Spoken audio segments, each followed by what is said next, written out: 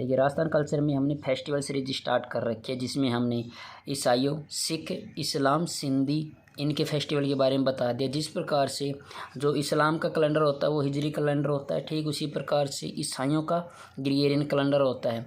ऐसे ही अपने जो हिंदुओं का होता है विक्रमी संवत कैलेंडर होता है।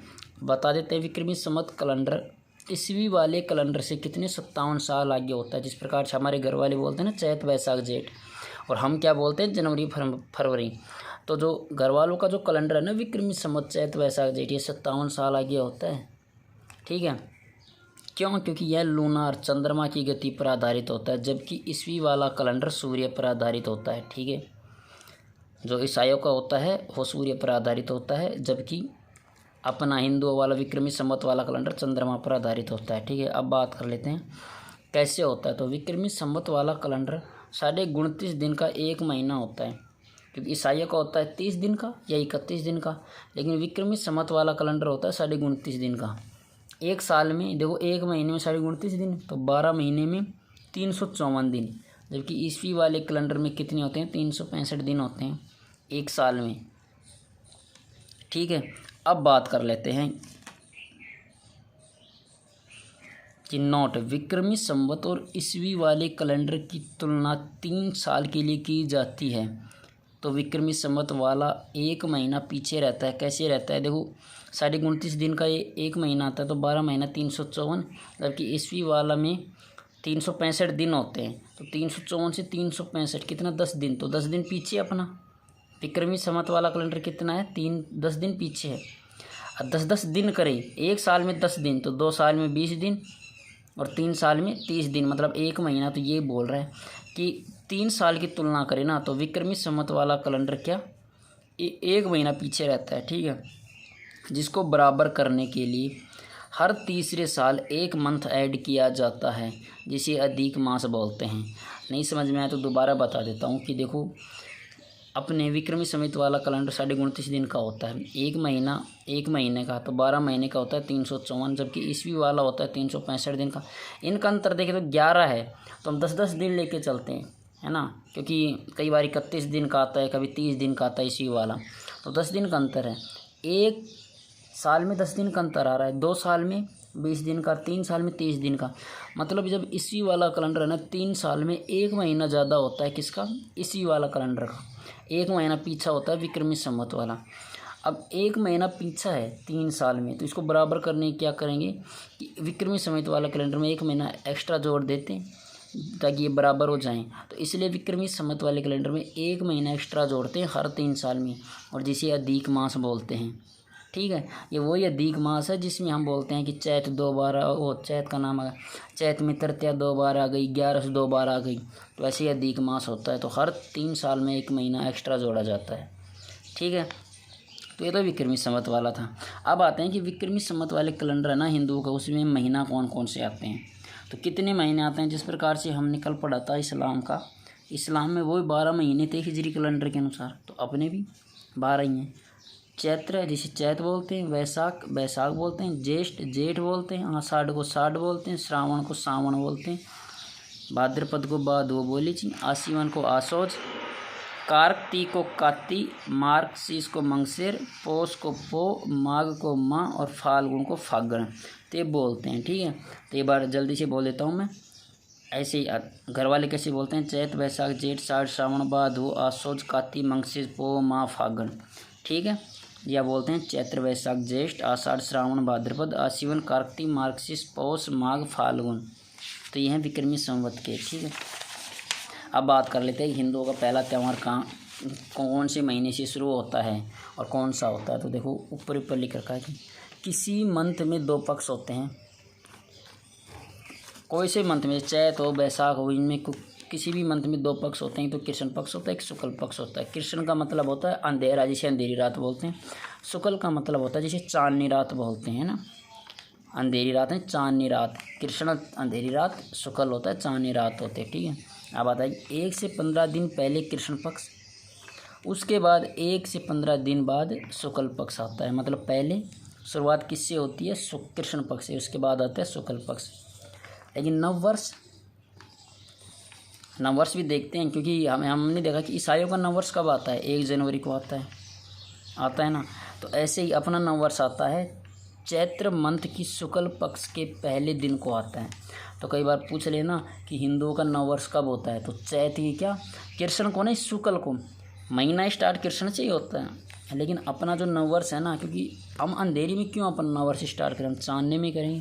तो चांदनी रात शुक्ल पक्ष को होती है, तो चैत्र की, क्योंकि पहला महीना चैत्र होता है, तो चैत्र की शुक्ल पक्ष को नववर्ष होता है। विक्रमी संवत वाले कैलेंडर की शुरुआत यानी नववर्ष चैत्र मंथ के शुक्ल की एकम को व साल का अंतिम दिन कृष्ण पक्ष की अमावस्या को होता है। देखो ये बहुत अच्छी बात कही है कि महीना शुरुआत होता है चैत्र से, तो चैत्र की शुक्ल की एकम को तो शुरुआत होता है नववर्ष, और साल का अंतिम दिन भी चैत्र की कृष्ण की अमावस्या को होता है। ठीक है, हम अमावस्या तो आपको पता है ना कि देखो एकम, द्वितीय, तृतीय, चतुर्थी, पंचम, षष्ठ, सप्तम, अष्टी, नौमी, दसवीं, 11, 12, 13 और 13 बोलते हैं, और फिर होता है चतुर्दशी, फिर होता है अमावस्या। ठीक उसी प्रकार अमावस्या की जगह पूर्णिमा भी बोल देते हैं। ठीक है, तो यही होते हैं। तो चैत्र का जो लास्ट का महीना होता है ना कृष्ण का, वो लास्ट दिन होता है, वो अमावस्या होता है। तो पूछ लेता है ना, नववर्ष है विक्रमी संवत के साल का अंतिम, साल का एंड कब होता है, तो वो होता है कृष्ण पक्ष की अमावस्या को। किसकी को, चैत्र महीने की, और शुरुआत को होती है कि चैत्र महीने की शुक्ल पक्ष की एकम को। ये तो हिंदुओं के कैलेंडर के बारे में था। अब बात कर लेते हैं पहला त्यौहार कौन सा आता है। नोट, पहला त्यौहार छोटी तीज, जो कि श्रावण शुक्ल तृतीया को आती है। देखो नववर्ष होता है चैत्र से स्टार्ट, लेकिन हम फेस्टिवल पढ़ रहे हैं, तो पहला त्यौहार आता है श्रावण में।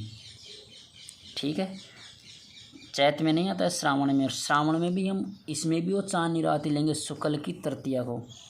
यह हिंदू त्योहारों का पहला त्यौहार है। तो क्वेश्चन पूछिए आपसे कोई कि हिंदुओं का पहला त्यौहार कौन सा होता है, वो छोटी तीज होता है। कब आती है? तीज का मतलब होता है तृतीया, तो श्रावण शुक्ल की तीज का मतलब तृतीया, तो श्रावण शुक्ल तृतीया को आती है। ठीक है, जबकि अंतिम त्यौहार गणगौर होता है, और जो कि चैत्र शुक्ल तृतीया को आती है। तो मतलब त्यौहार तो चांदनी में ही लगाना चाहिए, अंतिम हो चाहे प्रारंभ हो। अंतिम होगा वो चैत्र शुक्ल तृतीया को, तृतीया इसमें है और तृतीया इसमें है, शुक्ल तृतीया दोनों में ही। बस वो है श्रावण से स्टार्ट होती है और चैत्र से ख़त्म होती है। ठीक है, हम बोलते भी हैं, जहाँ एक ये बात और समझ लो, तृतीया क्या होता है, तृतीया किस देवी देवताओं के लिए यूज होता है। तो तृतीया आई मतलब माँ पार्वती की पूजा की जाती है इस दिन। ठीक है, और हम बोलते भी हैं तीज त्योहारा बावड़ी ले डूबी गणगौर। देखो लिख रखा होगा, हाँ, ये तीज त्योहारा बावड़ी ले डूबी गणगौर, मतलब तीज त्योहारा बावड़ी का मतलब वापस आ गई। तो तीज त्योहारा, तो तीज तो त्योहारों को लेकर आ गई, और ले डूबी गणगौर, और गणगौर सारे त्यौहार को ले डूब गई, मतलब लास्ट गणगौर त्यौहार बचा है, और स्टार्ट तीज से है। ठीक है, अब बात कर लेते हैं पहला त्यौहार हमें पता है श्रावण की शुक्ल तृतीया को आता है। तो हम बात करेंगे श्रावण शुक्ल तृतीया। तो श्रावण महीने की शुरुआत करते हैं। ठीक है, क्योंकि एक एक महीना पढ़ेंगे डेली का। तो श्रावण मतलब छोटी तीज, पहला त्यौहार छोटी तीज। देखो शुक्ल पक्ष की तृतीया को आता है। जयपुर की प्रसिद्ध है, पति पत्नी के प्रेम का त्यौहार है, हिंदुओं का पहला त्यौहार होता है। इसी से ही त्योहारों की शुरुआत होती है, और लहरिया पहना जाता है। ये पूछ लेता है इनमें, जयपुर की प्रसिद्ध छोटी तीज, लहरिया पहना जाता है छोटी तीज में। ठीक है, अब बात करते हैं प्रकृति प्रेम का त्यौहार है ये छोटी तीज। ये वो गाने बोले जाते हैं ना, ये बनारे बागों में झूला डाला, छोटी तीज झूला डाला जाता है। तो ये गीत के बोल है, ये बनारे बागों में झूला डाला, ये प्रकृति प्रेम का त्यौहार है। ठीक है, तो ये याद रख लेना। अब बात करते हैं एक इम्पोर्टेंट है, देखो नोट 24 चौथ आती हैं, पूरे साल में 24 चौथ आती हैं, जिसमें 12 कृष्ण पक्ष में और 12 शुक्ल पक्ष में। शुक्ल पक्ष वाली चौथ मतलब 12 जो चौथ होती है ना, शुक्ल पक्ष वाली चौथ को चांद नहीं देखते, शुक्ल पक्ष वाली जितनी भी चौथ होती है ना, उसको चाँद नहीं देखते। कहानियाँ बताते हैं कि उस दिन चाँद देख ले तो चोरी का आरोप लग जाता है। ये कहानियाँ हैं, लेकिन इतना याद रखना कि जो शुक्ल पक्ष की जो चौथ होती है ना 12, उसको चाँद नहीं देखा जाता। एक एक्सेप्शन अपवाद है, वो मैं बता दूंगा। लेकिन याद रखो, त्योहारों के रूप में चतुर्थी कभी शुक्ल पक्ष में नहीं आती। एकमात्र अपवाद गणेश चतुर्थी शुक्ल पक्ष में आती है। ठीक है, देखो दोबारा बता रहा हूँ, चौथ 24 होती है, 12 शुक्ल पक्ष, 12 कृष्ण पक्ष। शुक्ल पक्ष से एक भी चौथ नहीं देखी जाती। चौथ मतलब चतुर्थी एक भी नहीं देखी जाती, लेकिन एक अपवाद है, वो है गणेश चतुर्थी। जब ये कृष्ण पक्ष की तो सारी की सारी देखी जाती है। ठीक है, ओके। अब आती है सिंजारा। छोटी तीज के बाद क्या आता है? सिंजारा आता है। छोटी तीज से एक दिन पहले आता है, सॉरी बाद नहीं, एक दिन पहले आता है सिंजारा। ये क्या होता है? पति द्वारा पत्नी को गिफ्ट भेजा जाता है, उसे ही सिंजारा बोलते हैं।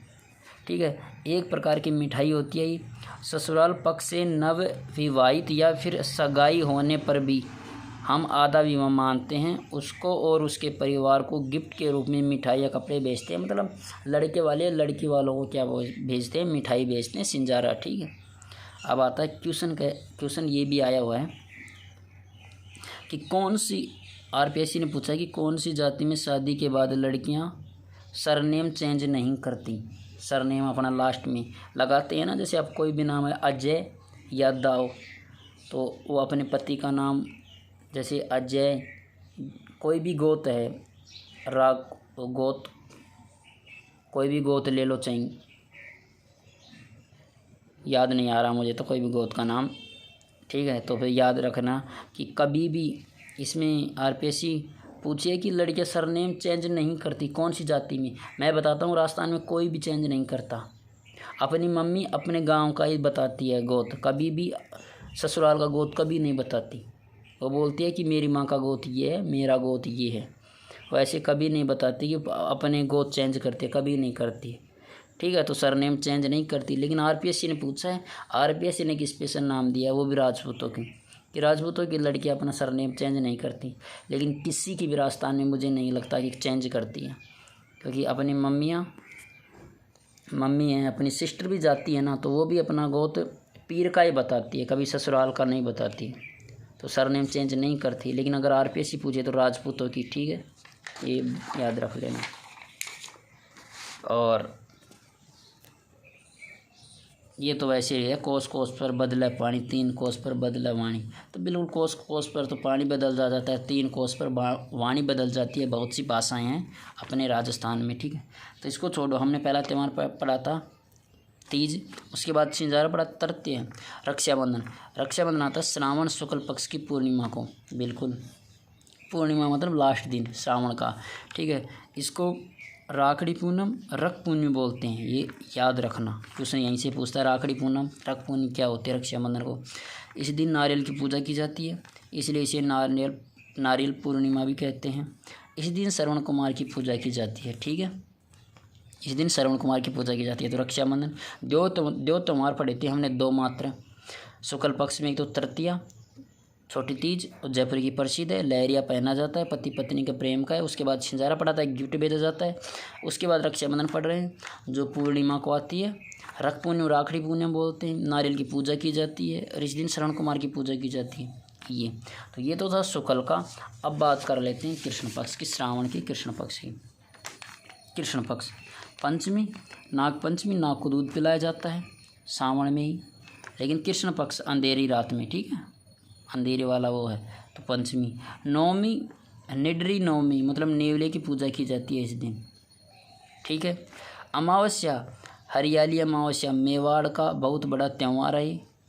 ठीक है, जो पूछ सकता है कि मेवाड़ का श्रावण में कौन सा बड़ा त्यौहार आता है, तो हरियाली अमावस्या होती है, तो इस दिन ये मेवाड़ का बहुत बड़ा त्यौहार है।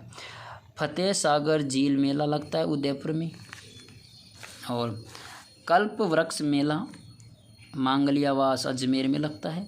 और बुढ़ा जोड़ मेला श्री गंगानगर में लगता है अमावस्या। तो अमावस्या के दिन 3 मेले लगते हैं, याद रखना है। फतेह सागर झील मेला उदयपुर में, कल्प वृक्ष मेला मांगलियावास गांव अजमेर में, और बुढ़ा जोड़ मेला श्री गंगानगर में। ठीक है, तो यही थे श्रावण के कृष्ण पक्ष के बारे में। तो पंचमी नाग पंचमी, नाग को दूध पिलाया जाता है। नवमी निड्र नवमी, नेवले को दूध पिलाया जाता है। ये तो आपको वैसे याद होंगे क्योंकि शुक्ल पक्ष में 2 हैं, छोटी तीज और एक रक्षाबंधन। छोटी तीज तृतीया को और रक्षाबंधन पूर्णिमा को अंतिम दिन।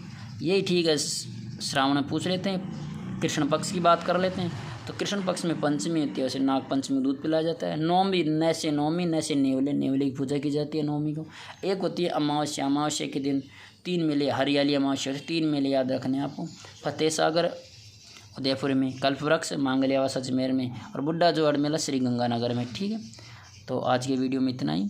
कल हम बात करेंगे श्रावण, फिर भाद्रपद की बात करेंगे, ऐसे बात करेंगे। मैं फिर से बता रहा हूँ, चैत्र स्टार्ट इसलिए नहीं किया क्योंकि हम त्यौहार पढ़ रहे हैं और त्योहारों की शुरुआत श्रावण की शुक्ल तृतीया से होती है, इसलिए हमने श्रावण की शुक्ल तृतीया से बात करी थी। फिर श्रावण की शुक्ल, फिर कृष्ण, ऐसे ही करेंगे। ठीक है, तो मिलते हैं अगले वीडियो में। तब तक आप और कुछ पढ़ते रहिए। वीडियो को लाइक करना और चैनल को सब्सक्राइब करना। जय हिंद।